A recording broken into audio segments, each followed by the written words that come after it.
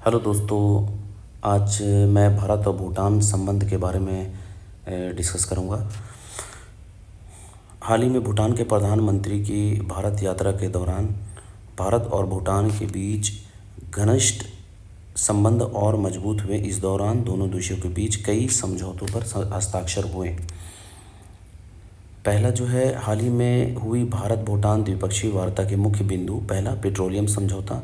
दोनों देशों ने भारत से भूटान तक पेट्रोलियम उत्पादों की विश्वसनीय आपूर्ति सुनिश्चित करने के लिए एक समझौते पर हस्ताक्षर किए। दूसरा है खाद्य सुरक्षा सहयोग।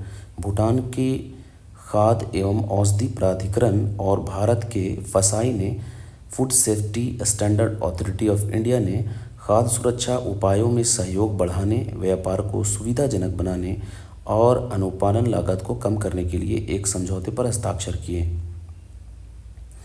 और दूसरा है ऊर्जा दक्षता और संरक्षण। ऊर्जा दक्षता और संरक्षण पर समझौते ज्ञापन सतत विकास के प्रति प्रतिबद्धता को दर्शाता है, जिसे भारत भूटान को ऊर्जा दक्षता बढ़ाने और ऊर्जा कुशल उपकरणों के उपयोग को बढ़ावा देने में सहायता करेगा। चौथा हो गया सीमा विवाद समाधान।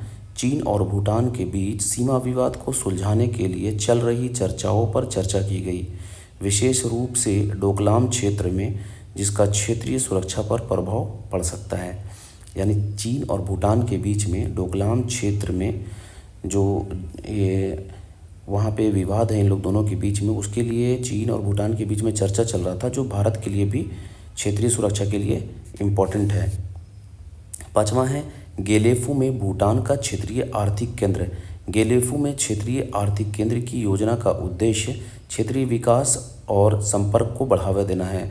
गेलेफू में वहाँ पे कोई आर्थिक केंद्र स्थापित किया जा रहा है, जो भारत के साथ में संपर्क बढ़ावा देने की दिशा में एक कदम है। भारत के लिए भूटान का क्या महत्व है? तो भारत के लिए भूटान का महत्व जो है, रणनीतिक महत्व है। भारत और चीन के बीच एक बफर राज्य मानता है। भूटान जो है वो भारत और चीन के बीच में एक बफर राज्य का काम करता है, क्योंकि भूटान की सीमा चीन से लगती है। यह सिलीगुड़ी कॉरिडोर, जो चिकन नेक कॉरिडोर वहाँ पे है, के लिए बफर प्रदान करता है, जो भारत की मुख्य भूमि को उत्तर पूर्वी राज्यों से जोड़ता है। चिकन नेक कॉरिडोर जो है वहाँ पे सिलीगुड़ी के पास में है, जो भारत की मुख्य भूमि को उत्तर पूर्वी राज्यों से जोड़ता है। उसमें भूटान जो है चीन से सुरक्षा प्रदान करता है।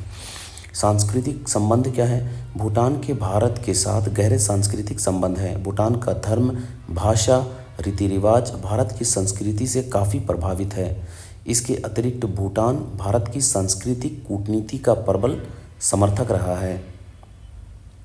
तीसरा है जल विद्युत सहयोग। भूटान के साथ पारस्परिक रूप से लाभकारी जल विद्युत सहयोग द्विपक्षीय आर्थिक सहयोग का मूल है, जो भारत को स्वच्छ बिजली और भूटान को आर्थिक समृद्धि प्रदान करता है। यानी भूटान से भारत को स्वच्छ बिजली मिलता है, बदले में उसको पैसे मिलते हैं, जिससे उसका आर्थिक समृद्धि होता है। जल विद्युत भूटान का सबसे बड़ा राजस्व अर्जक में से एक बन गया है, जो भूटान को आज दक्षिण एशिया में सबसे अधिक प्रति व्यक्ति आय वाला देश बनाता है।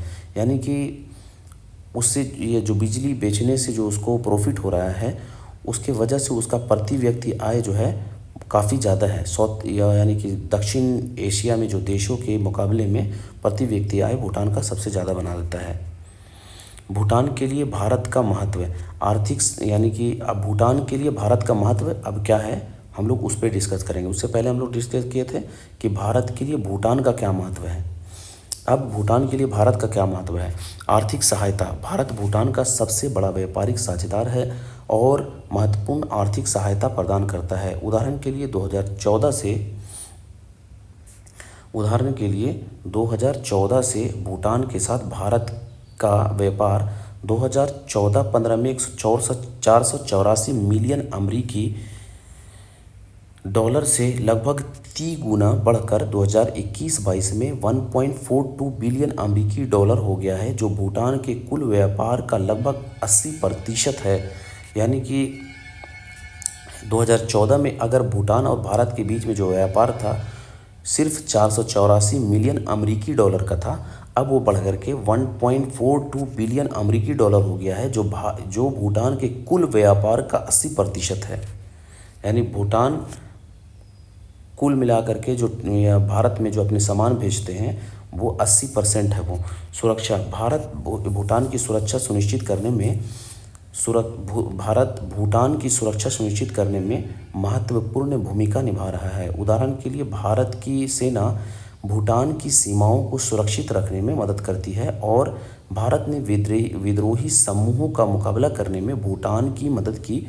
उदाहरण के लिए डोकलाम संकट 2017, अभी हम लोग ऊपर में डिस्कस किए थे कि डोकलाम के मुद्दे पे चीन और भूटान से मतभेद रहता है, तो उसमें 2017 में भारत ने उसको मदद किया था। राजनयिक सहायता भारत भूटान का एक मजबूत राजनयिक समर्थक रहा है। भारत ने भूटान को उसके अंतर्राष्ट्रीय जुड़ावों में मदद की है और भूटान की संप्रभुता सुनिश्चित करने में भारत का समर्थन आवश्यक रहा है।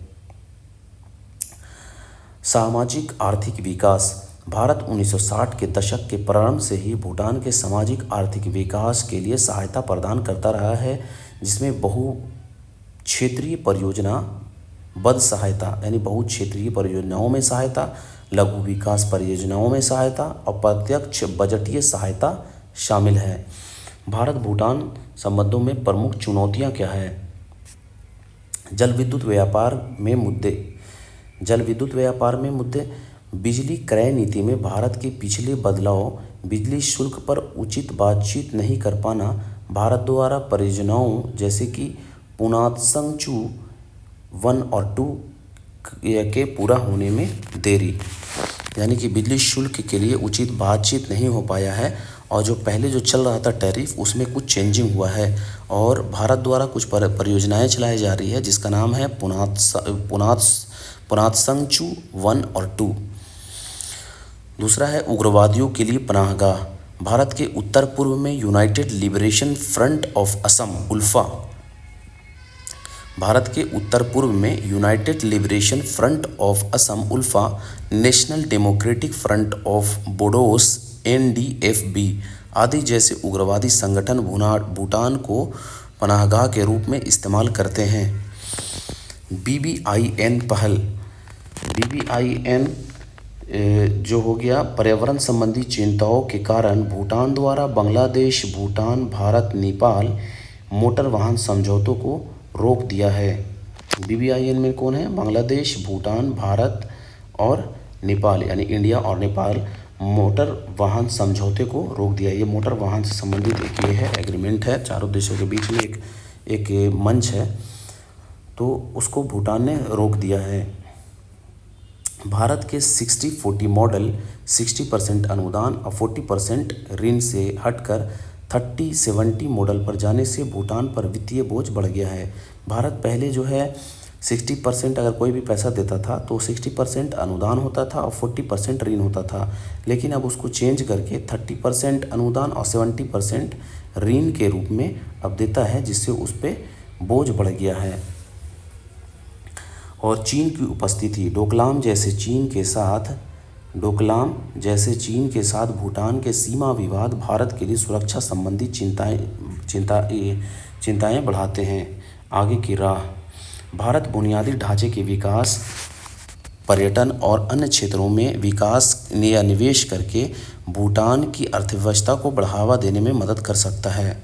किस चीज़ में? बुनियादी ढांचे के विकास, पर्यटन और अन्य क्षेत्रों में निवेश करके भूटान की अर्थव्यवस्था को बढ़ावा देने में मदद कर सकता है। इससे न केवल भूटान को आत्मनिर्भर बनने में मदद मिलेगी, बल्कि इसके लोगों के लिए रोजगार के अवसर भी पैदा होंगे। भारत और भूटान एक दूसरे की संस्कृति, कला, संगीत और साहित्य के बारे में बेहतर समझ और प्रशंसा को बढ़ावा देने के लिए सांस्कृतिक आदान प्रदान कार्यक्रमों को बढ़ावा दे सकते हैं। दोनों देशों के लोगों को वीज़ा मुक्त आवाजाही उपक्षेत्रीय सहयोग को मजबूत कर सकती है। भारत और भूटान साझा सुरक्षा चिंताओं को दूर करने के लिए अपनी रणनीतिक सहयोग को मजबूत कर सकते हैं। वे आतंकवाद, मादक पदार्थों की तस्करी और अन्य अंतर्राष्ट्रीय अपराधों से निपटने के लिए मिलकर काम कर सकते हैं।